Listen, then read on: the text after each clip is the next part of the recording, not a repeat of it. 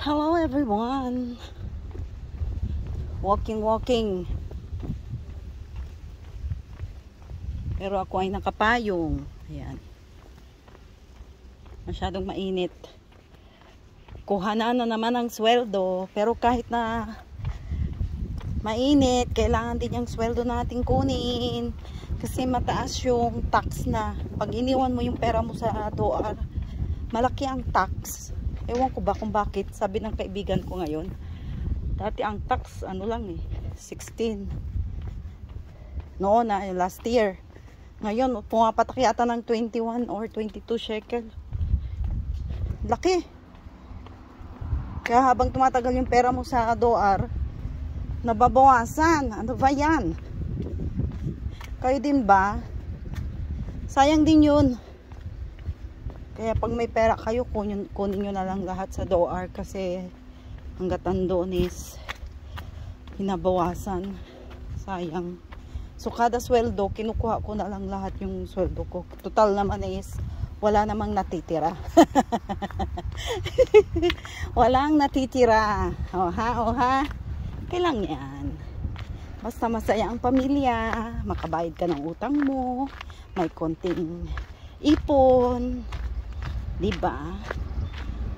Diba? Kwento-kwento para hindi ko maranasan or maramdaman yung init ng panahon. Majinit talaga guys. Sobrang ginit. Pero okay lang. Laban lang. Kahit mainit, laban, bawi-bawi. Ganun. Diba? So ito yung Bet Knesset nila. Synagogue ng mga dati. And ito yung maliit na park. Dito kami ni Lolo noon lagi, every afternoon. Memories of the past. Ayoko mag-bus para bumaba yung kinain natin ng lunch. Pero ang kinain ko ng lunch, konting kanin, and then konti rin na manok, tapos gulay, maraming gulay, tsaka sabaw, higop sabaw. Sabaw pa lang, ulam na. Ganun. Diba? Kaya ako nagsasalita kasi pag nagbibideo ako ng walking, akala nila meron akong kausap sa phone. Dito kasi sa Israel, pag alam nilang yung nagbi-video ka, tapos nahagip, especially yung mga dati religious, ayaw nila. Syempre, privacy din nila, ano. Pero yung iba naman, alam naman nila pag nagbablog ka, at wala ka namang intention na hindi maganda, pinapakita mo lang naman kung anong ginagawa mo everyday. Walking, kuno walking. Diba? Ganda naman ng gather na ito. So dito sa street namin, palakihan ng ano talaga bahay dito. Lalaki ng mga bahay. Tapos halos matatanda na yung mga nakatira dito. So I think mga ilang ano na ito, ilang taon na din, unti-unting marami ng caregiver. Doon sa street namin, apat na kami, ay lima kami na caregiver. Noon ako lang, tapos dumating yung isa, yung inaanak ko sa kasal, and then umalis din siya nung namatay. Tapos yung si Maureen, yung aking BFF. Tapos next, si Noemi, yung asawa ng pinsan ko, pero namatay na rin yung alaga niya. And then si Bossing, yung nag-iisang lalaki dito sa street namin. So siya yung nagiging chika-chika pag naglalakad kami ni Lola. Pero sa ngayon hindi kami makapaglakad ni Lola kasi napakainit. Alas 6, mainit pa rin, tirik pa rin yung araw. So ayokong ilabas si Lola ng ganong kainit pa rin. Sa harap lang na kami ng bahay, naglalakad si Lola ng pakonti. Tapos ako, linis-linis ng garden. Siyempre, pag hindi ka naman naglinis at upo-upo ka din lang, naku, lumba-lumba. Taba-ching-ching ka na. Agay. Kasi usually nakaupo ako kay Lola. Ayaw niya ako magtrabaho. Gusto niya yung nandun ako sa tabi niya. Hindi naman ganun kadaling pagkakain mo. Upo kaming dalawa. Diyos ko dahi. Ano ang mangyayari sa katawan mo? Pag uwi mo ng Pilipinas, lumba-lumba, para ka ng bola, tatalbog-talbog. Ay, nako.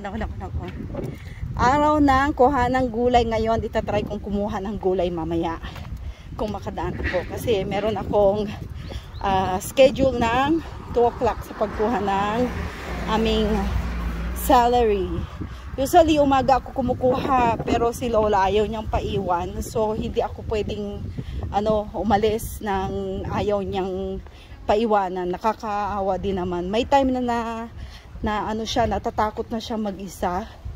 So pag ganun ang niya, sa hapon na habang tulog siya, medyo kampante ako na iwanan siya. Pero pag yung gising na gising, hindi ko talaga maiwanan.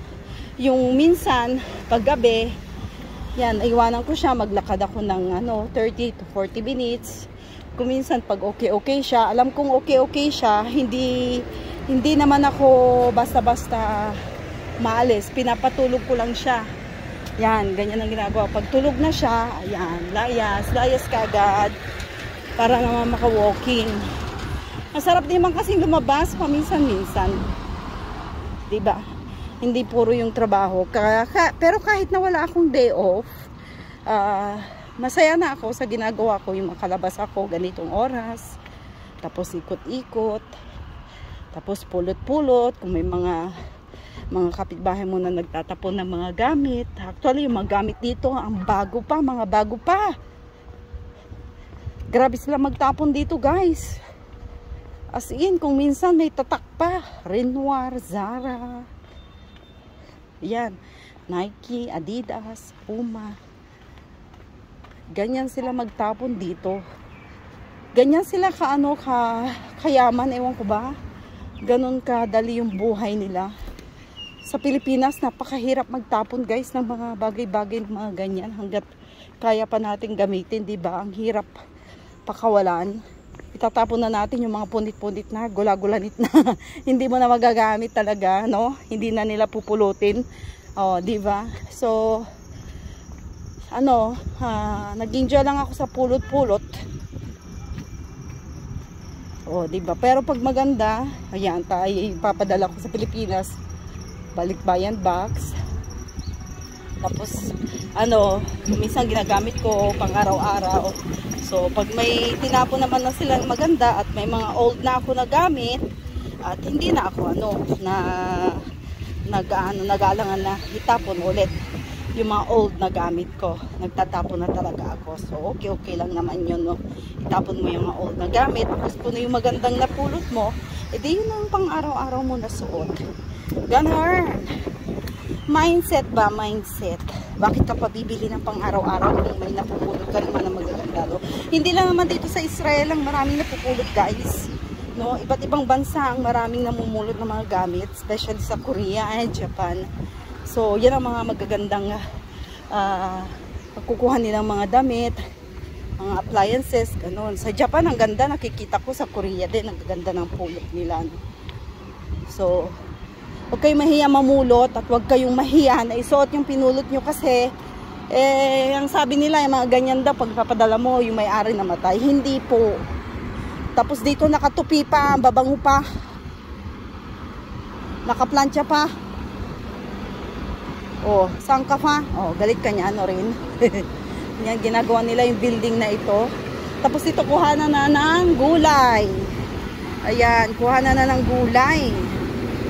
Ang daming gulay na makukuha dito, guys, na libre. Hindi ko alam kung anong libre dito, pero itry kong humingi kung magbibigay sila ngayong oras. Kasi sabi nila, magbibigay sila mga 3 yata. May mais. Ayan, nagtanong ako kung pwede na. Mamaya daw, 3:00. So, may mais, may carrots. Ang gaganda ng carrots. Kukuha tayo mamaya ng mais. May mais siya. Mahal kaya ang mais pag naka-plastic na. Fresh pa yun, may mga pa, pwede nang ihaw ba. Sarap kaya ihaw mais. Namimiss ko yun, Buhay probinsya. Ang lolo ko noon, kukuha lang ng mais, ihaw niya o ilalaga niya. Nako, buhay na ang mga apo niya. Buhay probinsya. Iba na ngayon ang mga bata, pag hindi ka lumaki ng probinsya, hindi nila alam kumain ng saluyot.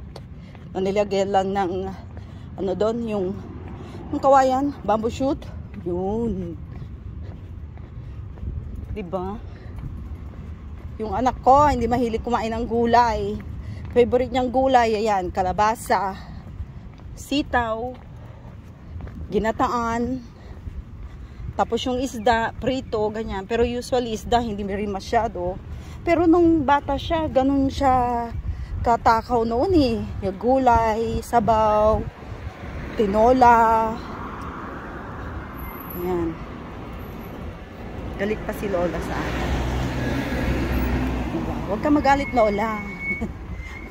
Ako lang naman ay nagvi-video, chika-chika. Ayan, malapit na ako sa DOR. Salamat sa Diyos.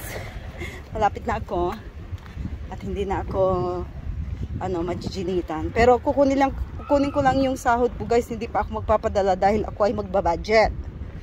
Alam mo naman, pag nag-budget ka, kailangan mo mag-budget kung sino yung papadalahan mo, bayad-bayad utang, hanggang may matira. Kung may matira, thank you. Kung wala, at least nabayaran mo lahat ang hiniram mong pera.